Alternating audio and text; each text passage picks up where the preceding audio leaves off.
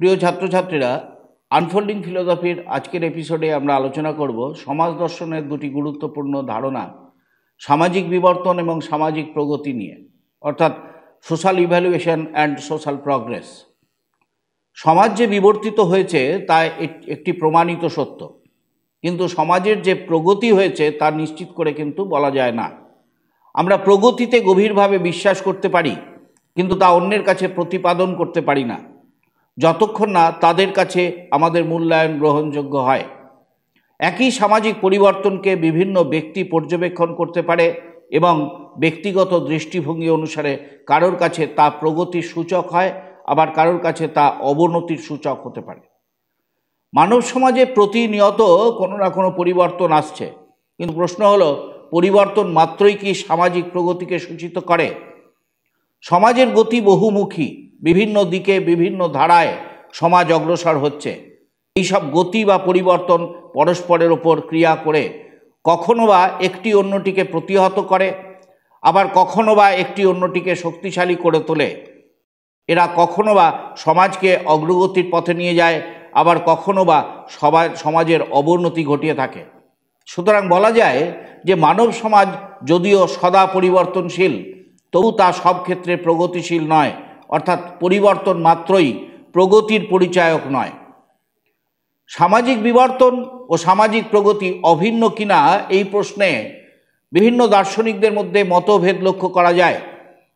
August কোত, Herbert Spencer প্রমুখর মতে সামাজিক বিবর্তন এবং সামাজিক প্রগতি এক ও অভিন্ন, কিন্তু সকলে এই মত স্বীকার করেন না।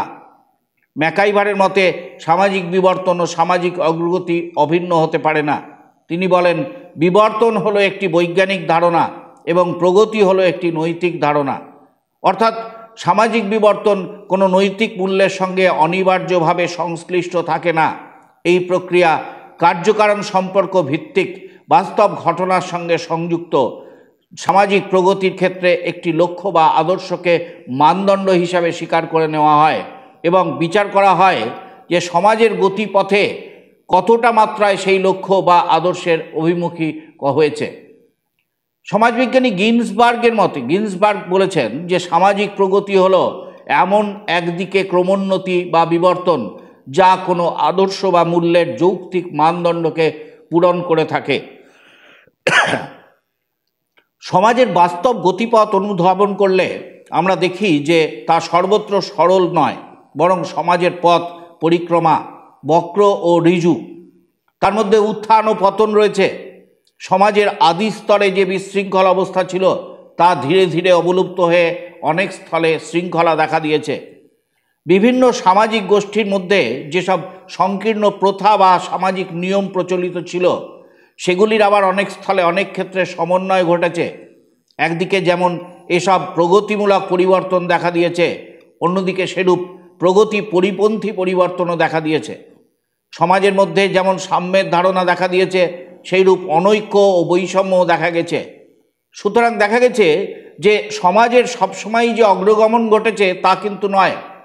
সমাজ কোথাও অগ্রগমন করেছে, আবার কোথাও পশ্চাৎগামী হয়েছে। অর্থাৎ সমাজের প্রতি সংস্থাই যে নিম্ন হতে উচ্চ পর্যায়ে চলেছে তা কিন্তু নয়। তাই হবহাউস বলেছেন যে প্রগতি বলতে যদি কোনো আদর্শের দিকে অগ্রগমন বোঝায়, তাহলে আমরা এমন কথা বলতে পারি না যে অসভ্য অবস্থা হতে সভ্য অবস্থা পর্যন্ত প্রতি পর্যায়েই মানুষের বাস্তব অবস্থার উন্নতি ঘটেছে। একইভাবে ব্ল্যাকমার এবং গিলিন তারা বলেছেন যে পর্যবেক্ষণ ও ইতিহাসের প্রেক্ষাপটে দেখলে আমাদের ধারণা হয় যে পরিবর্তন সর্বদাই প্রগতি নয়। বিবর্তনের স্বীকৃত মতবাদ অনুযায়ী জীবনের ক্ষেত্রে যেমন কেবল পরিবর্ধনই থাকে না, সেখানে পশ্চাৎগামিতাও দেখা যায়, সেইরূপ সমাজের ক্ষেত্রেও উন্নতি ও অবনতিমূলক ক্রিয়া দেখা যায়। সুতরাং বলা যায় যে সামাজিক পরিবর্তন ও প্রগতির সাথে সামাজিক প্রগতি সমার্থক নয়। সামাজিক প্রগতি মাত্রই কোনো না কোনো সামাজিক পরিবর্তনকে বোঝায়, কিন্তু সামাজিক পরিবর্তন হলেই সামাজিক প্রগতি ঘটে তা কিন্তু বলা যায় না। প্রগতি পদটির সাথে মূল্যবোধের ধারণা সংযুক্ত রয়েছে, কিন্তু পরিবর্তন বলতে কেবল বাস্তব ঘটনা পরম্পরাকে বোঝায়। আমরা সামাজিক পরিবর্তন বিচারকালে প্রগতি পদটি ব্যবহার করলেও প্রগতি পদের তাৎপর্য নির্ধারণ বা এর কোনো গ্রহণযোগ্য সংজ্ঞা দেওয়া কঠিন। এর কারণ হলো বিভিন্ন কালে ও বিভিন্ন সমাজে প্রগতির ধারণা প্রচলিত আছে। কেউ কেউ মনে করেন যে বস্তুতান্ত্রিক ও অর্থনৈতিক উন্নয়নই হলো প্রকৃত উন্নতি। অর্থনৈতিক উন্নতি বলতে অর্থনৈতিক সমৃদ্ধির উপায় বৃদ্ধি বোঝায়, কিন্তু কোন পরিমাণে উন্নতি ঘটলে তা যে পর্যাপ্ত হবে তা কিন্তু বলা কঠিন। কেউ কেউ বলেন যে যন্ত্রশিল্পের উন্নতি ঘটলেই সমাজের উন্নতি ঘটবে, কিন্তু সমাজের মধ্যে নানা প্রকার যন্ত্র উদ্ভাবিত হওয়াই যথেষ্ট নয়। এই সব যন্ত্র প্রকৃত মানব কল্যাণে নিয়োজিত হওয়া প্রয়োজন, কিন্তু প্রকৃত মানব কল্যাণ যে কি সেই বিষয়ে মতভেদ রয়েছে। আবার কেউ কেউ বলেন যে যা আমাদের বাসনা পূরণ করে তাই হলো বাঞ্ছনীয়, এবং বাঞ্ছনীয় দ্রব্যের প্রাচুর্য ও জনগণের মধ্যে সুষম বন্টনই হলো প্রগতির পরিচায়ক। কিন্তু এক্ষেত্রে ম্যাকাইভার ও পেজ বলেন, মানুষ বাস্তবে যা কামনা করে বা যা ডিজায়ারেবল তাই কি তার পক্ষে অনিবার্যভাবে বাঞ্ছনীয় তা কিন্তু বলা যায় না। মানুষ যা বাসনা করে অর্থাৎ থিংস মেন ডিজায়ার, এবং মানুষের যা বাঞ্ছনীয় অর্থাৎ things that man find desirable তা এক হতে পারে না। বরং কখনো কখনো এই দুটির মধ্যে বিরোধ দেখা দেয়। যা বাঞ্ছনীয় তা আদর্শের সাথে যুক্ত। সুতরাং সামাজিক বিবর্তনের কোন স্তরে আর্থিক উন্নতি বা জনসাধারণের সুখ স্বাচ্ছন্দ্য দেখে আমরা বলতে পারি না যে সামাজিক প্রগতি ঘটেছে, কারণ অর্থনৈতিক উন্নতি বা সুখ স্বাচ্ছন্দ্য মানুষের বাঞ্ছিত হতে পারে, কিন্তু এগুলি বাঞ্ছনীয় বা আদর্শসম্মত নাও হতে পারে। আবার সুখ প্রগতির সূচক হতে পারে না, কারণ একই বিষয়ে সকলকে একইভাবে সুখ দান করতে পারে না। অথচ সামাজিক প্রগতির ক্ষেত্রে একটি সাধারণ উপাদান আবশ্যক হয় যা সকলের ক্ষেত্রে একইভাবে গ্রহণযোগ্য। এই প্রসঙ্গে ম্যাকাইভার ও পেজ কতগুলি বস্তুর উল্লেখ করেছেন যেগুলি মানুষের কাছে বাঞ্ছিত এবং বাঞ্ছনীয় উভয়ই। এই তালিকার মধ্যে রয়েছে স্বাস্থ্য, দীর্ঘায়ু, জীবিকার উপায়সমূহের নিশ্চিত সরবরাহ, সামাজিক সাহচর্য, সাথীর প্রতি শ্রদ্ধা এবং কিছু পরিমাণে ক্ষমতা ও মর্যাদা। কেউ কেউ বলতে পারেন যে সামাজিক প্রগতি হলো সামাজিক অবস্থার সেইরূপ পরিবর্তন যাতে এই সমস্ত বস্তু অধিকতর মাত্রায় পাওয়া সম্ভব। কিন্তু ম্যাকাইভার ও পেজ বলেন যে এই তালিকার মধ্যে দুই ধরনের বস্তু রয়েছে। কোনোটি আমাদের জৈবিক সত্তার জন্য প্রয়োজনীয় এবং কোনোটি আমাদের সামাজিক প্রকৃতির লক্ষ্য সাধনের জন্য আবশ্যক। প্রথম ধরনের বস্তুগুলি এমনই যা সভ্য মানুষের মতো অসভ্য মানুষ এমনকি ইতর জন্তুরাও কামনা করে থাকে।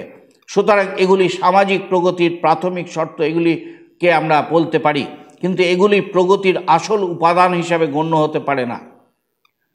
সামাজিক প্রগতি এবং সামাজিক বিবর্তনের যে এতক্ষণের আলোচনায় যেসব বিষয়ের উল্লেখ করা হয়েছে তার মধ্যে মানুষের জীবনের উদ্দেশ্য সাধক কোনো বস্তুর উল্লেখ নেই। মানুষের বাসনার বস্তুগুলির মধ্যে যে অধিকাংশ ক্ষেত্রে মিল দেখা দেয় তার কারণ হলো সেগুলি উদ্দেশ্য হিসাবে নয়, উপায় হিসাবেই বিবেচিত হয়।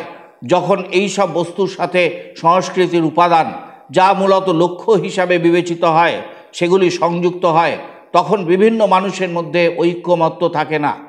তাই সংক্ষেপে বলা যায় যে যখন সভ্যতা ও সংস্কৃতিকে গুলিয়ে ফেলা হয় তখনই প্রগতির ধারণাকে একটি বৈজ্ঞানিক ধারণা বলে মনে করা হয়। যখন সভ্যতা ও সংস্কৃতির পার্থক্য উপলব্ধ হয় এবং মানুষ যখন সৎ জীবনের আদর্শগুলিকে প্রকাশ করতে চেষ্টা করে তখন সে অসুবিধার সম্মুখীন হয়। মোট কথা, সামাজিক বিবর্তন প্রক্রিয়ায় যে সভ্যতার বিকাশ ঘটে তা সামাজিক প্রগতিকে কিন্তু সূচিত করে থাকে। আজকের এপিসোডে আমরা আলোচনা করলাম সমাজ দর্শনের দুটি গুরুত্বপূর্ণ ধারণা। একটি হচ্ছে সামাজিক বিবর্তন বা সোশ্যাল ইভ্যালুয়েশন এবং অন্যটি হলো সামাজিক প্রগতি বা সোশ্যাল প্রগ্রেস। এই দুটি ধারণার স্বরূপকে তোমাদের সামনে তুলে ধরার চেষ্টা করা হলো এবং তারা অভিন্ন কিনা বা তাদের মধ্যে সম্পর্ক কি এই বিষয়ে তোমাদের সামনে আলোচনা করা হলো।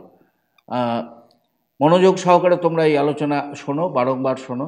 আনফোল্ডিং ফিলোসফি ইউটিউব চ্যানেলটিকে তোমরা বন্ধুদের মধ্যে বেশি বেশি করে শেয়ার করো, এটিকে তোমরা সাবস্ক্রাইব করো। আজকের মতো সমাজ দর্শনের এই সামাজিক বিবর্তন এবং সামাজিক প্রগতি সম্পর্কে আমাদের আলোচনা আমরা এখানেই শেষ করছি।